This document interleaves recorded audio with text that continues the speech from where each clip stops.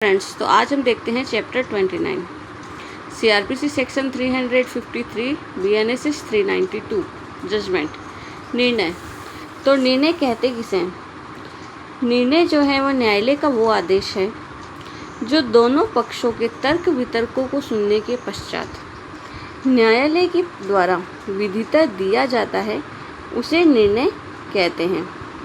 ठीक है, तो निर्णय क्या है? मजिस्ट्रेट की राय की अभिव्यक्ति है। दोनों पक्षों को सुनने के पश्चात मजिस्ट्रेट ने जिसे विधिता दिया है वो निर्णय कहलाएगा।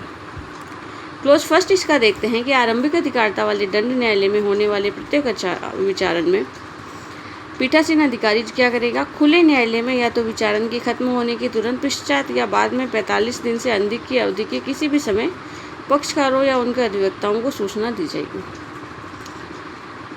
तो इससे पहले जो सीआरपीसी थी उसमें ये टाइम पीरियड नहीं था 45 डेज का। उसमें यही था कि निर्णय कब सुनाया जाएगा?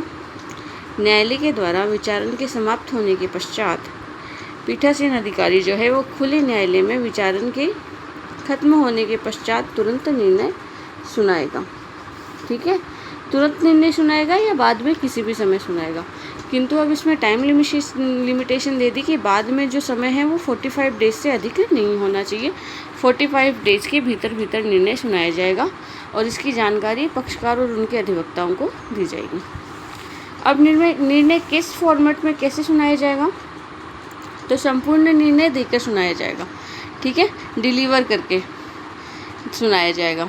संपूर्ण निर्णय देकर मीन्स उसकी प्रतिलिपि देकर के सुनाया जाएगा, पढ़कर सुनाया जाएगा। तो वहाँ रीडिंग के द्वारा पढ़कर संपूर्ण निर्णय सुनाया जाएगा। और यदि अभियुक्त या उसका अधिवक्ता के द्वारा समझी जाने वाली भाषा में निर्णय का परिवर्तनशील भाग पढ़कर और निर्णय का सार सुनाकर समझाया जाएगा। तो जहाँ की अधिवक्ता या अभियुक्त ऐसी कोई भाषा नहीं समझता तो उसके द्वारा समझी जाने वाली भाषा में निर्णय का परिवर्तनशील भाग जो है उसे पढ़कर सुनाया जाएगा और निर्णय का उसे सार समझाया जाएगा।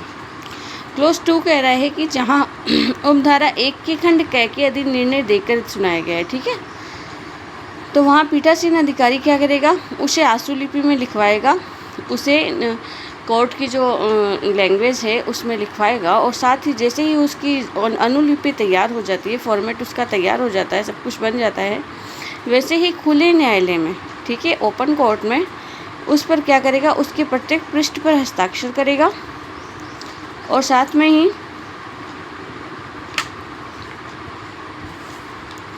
उस पर निर्णय दिए जाने की तारीख डालेगा। तो ओपन कोर्ट में उस पर हस्ताक्षर करेगा, निर्णय दिए जाने की तारीख डालेगा।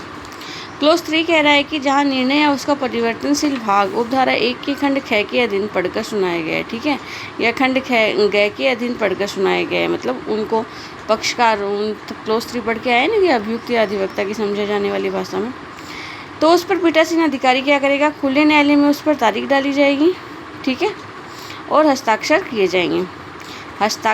जाएंगे। यहाँ अगर देखकर सुनाया जा रहा है तो हर एक पृष्ठ पर हस्ताक्षर होगा, ये डिफरेंस है इन दोनों में। और यदि वह उसके स्वयं के अपने हाथ से नहीं लिखा गया है, अगर उसने अपने स्वयं के हाथ से लिखा है तब तो मेन पृष्ठ पर हस्ताक्षर कर देगा, और स्वयं अपने हाथ से नहीं लिखा है तो प्रत्येक पृष्ठ पर उसके द्वारा हस्ताक्षर किए जाएंगे। ठीक है, क्लोज 4 इसका कह रहा है कि जहाँ निर्णय उपधारा 1 की खंड ग के अधीन सुनाया गया है, ग में उनकी समझी जाने वाली भाषा में परिवर्तनशील भाग पढ़कर सुनाया गया है, तो वहाँ संपूर्ण निर्णय या उसकी प्रतिलिपि जो है पक्षकारों को या उनके अधिवक्ताओं को परिशीलन करने के लिए, देखने के लिए तुरंत निःशुल्क उपलब्ध करवाई जाएगी। तो अलग अलग कैटेगरी आ गई। क में अगर देकर किया गया है तो प्रत्येक पृष्ठ पर हस्ताक्षर करेगा। ख में अगर पढ़कर सुनाया गया है तो खुद अगर न्यायाधीश ने निर्णय नहीं लिखा है तब तो प्रत्येक पृष्ठ पर करेगा, और स्वयं लिखा है तो मुख्य पृष्ठ पर कर देगा। और यदि ग में दिया गया है तो जो पक्षकार और अभियुक्त है उनको क्या करेगा? जो पक्षकार और जो अधिवक्ता हैं उनको उस निर्णय के परिशीलन के लिए तुरंत निःशुल्क प्रति उपलब्ध कराई जाएगी। 45 डेज की लिमिटेशन बीएनएसएस में नई जुड़ी है। प्रोवाइजो ये नया जुड़ा है कि जहाँ तक संभव हो निर्णय की तारीख से उसे 7 दिन के भीतर पोर्टल पर निर्णय की प्रति को अपलोड करेगा। ठीक है, 7 डेज में ये जजमेंट जो है उसे पोर्टल पर अपलोड करना होगा। 5 है, यदि अभियुक्त अभिरक्षा में है तो निर्णय सुनने के लिए उसे व्यक्तिगत रूप से या ऑडियो वीडियो विजुअल के माध्यम से लाया जाएगा। अगर एक्यूज्ड कस्टडी में है तो उसे स्वयं उपस्थित होने के लिए और या फिर उसे ऑडियो वीडियो विजुअलाइजेशन के माध्यम से लाया जाएगा। क्लॉज 6 कह रहे हैं कि यदि अभियुक्त अभिरक्षा में नहीं है तो उसे निर्णय सुनाए जाने वाले निर्णय को सुनने के लिए हाजिर होने की अपेक्षा की जाएगी। ठीक है, कस्टडी में नहीं है तो उसे अपेक्षा की जाएगी कि जजमेंट वाले दिन आए कोर्ट में हाजिर हो, किंतु उस दशा में नहीं की जाएगी। किस दशा में उससे हाजिर होने की अपेक्षा नहीं की जाएगी? जिसमें विचारण के दौरान उसे व्यक्तिगत हाजिरी से अभिमुक्ति दे दी गई थी, जहाँ की विचारण के दौरान ही उसे व्यक्तिगत हाजिरी से अभिमुक्ति दे दी गई थी और उसका जो दंडादेश है वो केवल जुर्माने का है और उसे दोषमुक्त किया जा रहा है। 3 कंडीशन हो गई कि जहाँ उसे विचारण के दौरान ही व्यक्तिगत हाजिरी से मुक्ति दी गई थी, या वो दंडादेश जो है वो केवल जुर्माने का है, और या फिर उसे दोषमुक्त किया जा रहा है, एक्वेटल किया जा रहा है, तो इस दिशा में उसके हाजिर होने की अपेक्षा नहीं की जाएगी। परंतु जहाँ एक से अधिक अभियुक्त व्यक्ति हैं और उनमें से एक या एक से अधिक उस तारीख को हाजिर नहीं है जिसको निर्णय सुनाया जाने वाला है, तो पीठासीन अधिकारी क्या करेगा? अनुचित विलंब से बचने के लिए उनकी अनुपस्थिति में, उनकी एब्सेंस में भी जजमेंट सुना सकता है। क्लॉज 7 क्या कह रहा है कि किसी भी दंड न्यायालय के द्वारा सुनाया गया जो जजमेंट है वो केवल इस कारण पे अविधिमान्य नहीं समझा जाएगा कि उसके सुनाए जाने के लिए सूचित जो दिन या स्थान है उसमें वह पक्षकार या उसका अधिवक्ता अनुपस्थित था।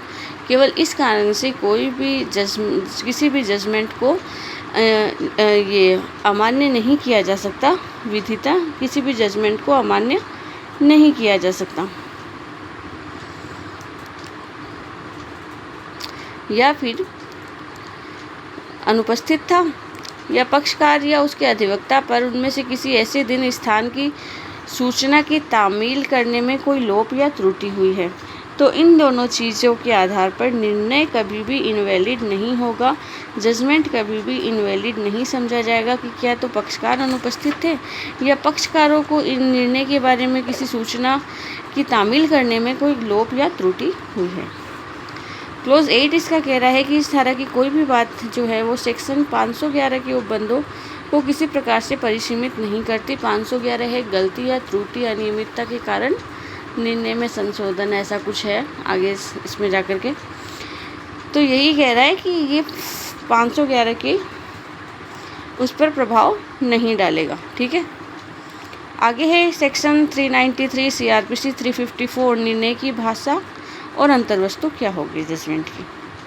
तो इस संहिता में जैसा कि अव्यक्त रूप से उपबंधित है उसके सिवाय 392 में दिया गया प्रत्येक निर्णय जो हुए वो न्यायालय की भाषा में लिखा जाएगा। दूसरा है अवधार्य प्रश्न, प्रश्न का विनिश्चय और प्रश्न के विनिश्चय के कारण उसमें अंतर्विष्ट रहेंगे। ठीक है, तो shall contain to the points for determination and the decision thereon and the reason for the decision. ठीक है, अवधार्य प्रश्न, प्रश्न का विनिश्चय, विनिश्चय के कारण।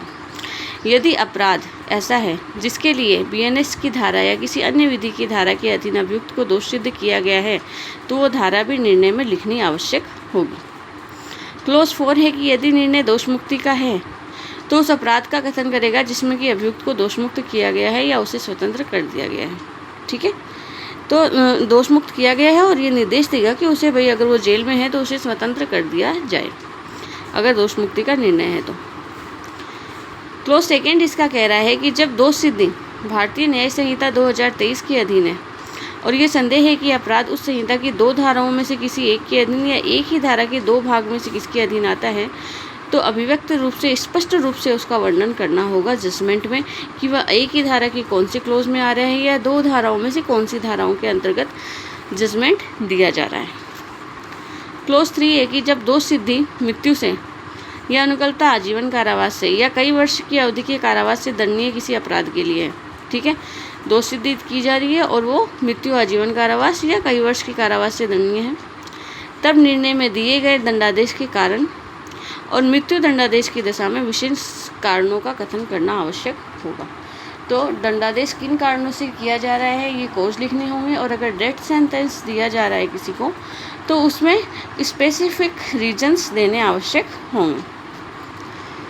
क्लॉज 4 इसका कह रहा है कि जब दोषसिद्धि 1 वर्ष या 1 वर्ष से अधिक की अवधि के कारावास से दंडनीय अपराध के लिए, ठीक है, 1 वर्ष या 1 वर्ष से अधिक की अवधि के कारावास से दंडनीय अपराध के लिए दोष सिद्ध किया जा रहा है, किंतु न्यायालय जो है वो 3 माह से कम अवधि के कारावास का दंड अधिरोपित करता है। ठीक है, दोष सिद्धि 1 वर्ष से अधिक के कारावास के लिए है, किंतु न्यायालय ने क्या किया है, 3 महीने से कम का कारावास दिया है, तो वह ऐसा दंड देने के अपने कारणों को लेखबद्ध करेगा। ठीक है, और उस दिशा के सिवाय जहाँ जब दंडादेश न्यायालय के उठने तक के कारावास का नहीं है या मामला संक्षिप्त विचारित नहीं किया गया है, तो उसे अपने कारणों को लेखबद्ध करना आवश्यक होगा, किंतु उन दिशाओं में लेखबद्ध करना आवश्यक नहीं होगा जहाँ की जो दंडादेश है वो न्यायालय के उठने तक के कारावास का दिया गया है। जब न्यायालय जिस दिन न्यायालय वो निर्णय दिया जा रहा है, और इतना ही है कि भाई जब तक न्यायालय की कार्यवाही समाप्त हो उस दिन की उतने तक का ही कारावास है, तब लिखना आवश्यक नहीं है, या फिर मामले का विचारण संक्षिप्त विचारित किया जा रहा है तब लिखना आवश्यक नहीं है। अन्यथा 1 वर्ष से अधिक अवधि के कारावास का दंडादेश है और आपने दंडादेश दिया है 3 माह से कम का, तो उसमें कारण लिखने आवश्यक होंगे। जब किसी व्यक्ति को मृत्यु का दंडादेश दिया जा रहा है तो ये भी निर्देश देना होगा कि उसे गर्दन में फांसी लगाकर तब तक लटकाया जाए जब तक मृत्यु न हो जाए। Very important things. और ये कौन से केस लॉज में दिया गया था, इसका एक केस लॉज भी बनता है, सामने आता है इसका केस लॉज, वो है दीना बनाम भारत संघ। इसमें फांसी की ये जो तरीका है इसे वैध ठहराया गया था कि किसी भी व्यक्ति को मृत्यु का दंडादेश दिया गया है तो साथ में उसमें ये मेंशन करना होगा कि उसे गर्दन में फांसी लगाकर तब तक लटकाया जाए जब तक उसकी मृत्यु ना हो जाए। ठीक है, ऐसे ही नहीं है ये लटका के छोड़ दिया, ये चीज़ है तो पूरा क्लियर, क्यों विधि है, विधि सब कुछ क्लियर करके देती है। सेक्शन 6 सब क्लोज 6 धारा 136 के अधीन या धारा 127 के अधीन 57 की क्लोज 2 के अधीन प्रत्येक आदेश में और धारा 144, 166, 166 और 164 के अधीन किए गए प्रत्येक अंतिम आदेश में जो हम आगे पढ़कर आए हैं, अवधार्य प्रश्न का विनिश्चय और विनिश्चय के कारण अभिलिखित किए जाएंगे। तो ये सेक्शन कौन सी है, 136 परिशांति से संबंधित है, 157 जो है लोक शांति बनाए रखने के लिए है, 144 जो है वो मेंटेनेंस के लिए है, मेंटेनेंस के रिगार्डिंग है, और 164 और 66 जो है वो विधि विरुद्ध, हाँ लोक शांति, 144 जो थी सीआरपीसी की विधि विरुद्ध जमाव को बलवे वगैरह के द्वारा लोक पर शांति कायम रखने के लिए, तो उसके रिगार्डिंग है। तो इन सब में क्या है, अवधार्य प्रश्न का विनिश्चय के कारण अभिलिखित करना आवश्यक है।